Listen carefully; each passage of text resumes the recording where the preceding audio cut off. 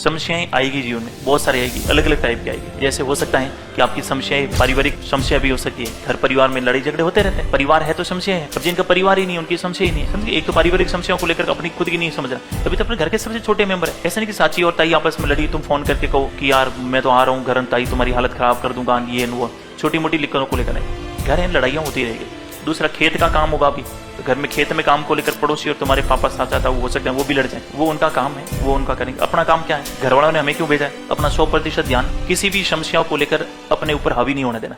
भगवान राम का नाम सुना आपने, ये बहुत सफल एग्जाम्पल है। राम जी जब राज तिलक होने वाला था उस समय उनके पिताजी ने कहा कि आपको 14 साल का वनवास होगा। उन्होंने ऐसा थोड़ी कहा कि मैं तो बरस से युद्ध करूंगा, कर सकते। इससे पहले रियासतों के राजाओं ने खूब आपस में राज तिलक राजगद्दी के लिए युद्ध भी लड़े थे। उन्होंने कहा नहीं, पिताजी की जो आज्ञा है वो मुझे सर से स्वीकार है और मैं 14 साल के वनवास के लिए तैयार। जाने से मना भी कर सकते थे, राजा के बेटे थे ना, मना भी कर सकते। ज्यादा क्या होगा, युद्ध करना पड़ता या फिर पिताजी की बात नहीं मानने तो अपमान होता। इससे पहले मुगल काल में तो अपने पिता को जेल में भी डाला था।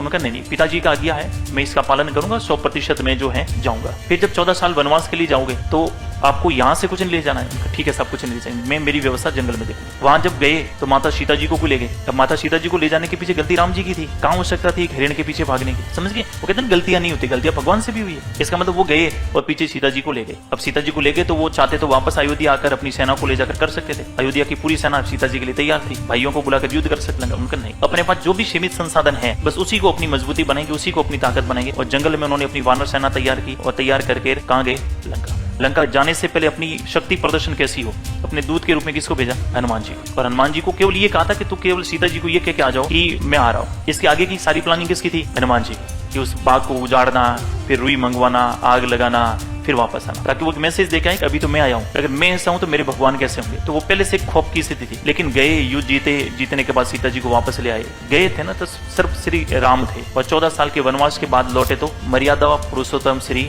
राम का। 14 साल की कठिन तपस्या, अपने 14 साल ही नहीं है, अपने तो जीवन में साल 2 साल की कठिन तपस्या है, और वो भी वनवास नहीं है। घर वाले महीने के महीने पैसे दे रहे हैं, सब कुछ स्थितियां ठीक है। सीता जी के जीवन में भी संकट आए, उनको भी क्या करना पड़ा, अग्नि परीक्षा से गुजरना पड़ा ना। लेकिन जिन्होंने संकट को झेला है, जिन्होंने समस्याओं को बहुत बेहतर ढंग से उसका समाधान निकाला, वही निकल के सामने, समझ गए। बाकी इतने सारे भगवान राम के भाई थे, किन्हीं को ज्यादा राम जी से ज्यादा याद किया जाता है क्या। और लक्ष्मण को भी इसलिए याद किया जाता है कि संकट के समय भी लक्ष्मण राम जी के साथ थे, समझ गए। तो ये सारी चीजें हमारे जीवन में एक आदर्श के रूप में है। क्या जब भगवान के राम के जीवन में संकट आ सकते हैं तो हमारे, लेकिन उसको लेकर सोचना नहीं, क्या जो भी है ठीक है। और हमारी स्थिति अभी वो नहीं है कि उन समस्याओं में ज्यादा उलझ जाए और हमारी मूल जो दिक्कत है, मूल जो समस्या बेरोजगारी है, उससे वंचित हो जाए, ठीक है। तो मूल हमारा काम क्या है, 100% पूरा ध्यान। क्लास में बैठने के बाद आपका माइंड 100% क्लास में ही होना चाहिए। जो भी समस्या है उसको जल चौराहे पे छोड़ के आओ कि तुम 5 घंटे घूम के आओ, तब तक मैं क्लास लेकर वापस आ